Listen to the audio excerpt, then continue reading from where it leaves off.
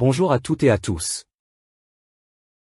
Dans le cadre de la formation en TIC et aux pratiques pédagogiques, au profil des enseignants universitaires nouvellement recrutés, j'ai réalisé cette vidéo pédagogique qui présente une partie de la matière que j'enseigne à l'université Mohamed Bouguera de Boumerdès.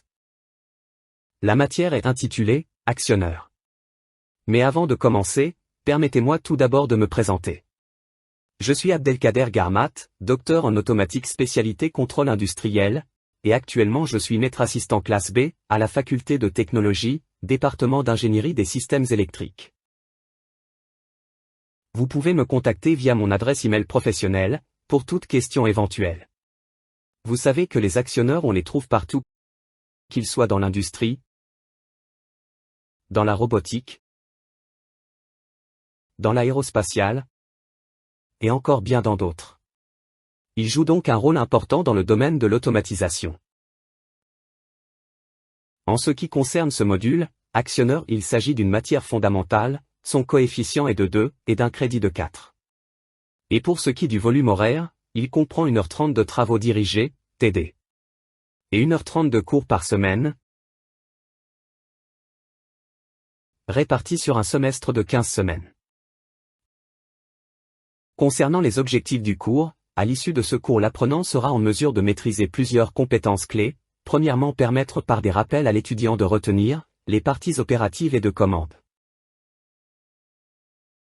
La structure d'un système automatisé. Et les interfaces d'un système automatisé.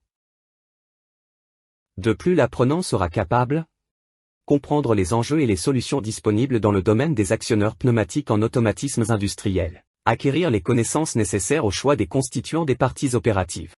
Résoudre des problèmes de calcul associés aux actionneurs pneumatiques. Pour pouvoir suivre ce cours avec succès, l'étudiant doit avoir certaines connaissances de base et des compétences préalables, comme la connaissance de l'électronique de puissance, l'électronique fondamentale 1 et l'électrotechnique fondamentale 1. Cette matière s'adresse aux étudiants de la 3e année automatique. L'évaluation finale se fait à travers un examen final sur table qui compte pour 60% de la note finale. Et une évaluation continue et régulière à raison de 40% restant. On finira par le programme d'une partie de la matière actionneur. Cette partie est scindée en 2 chapitres. Le premier chapitre des rappels sur la structure d'un système automatisé. Et le deuxième chapitre est sur l'actionneur pneumatique, le vérin.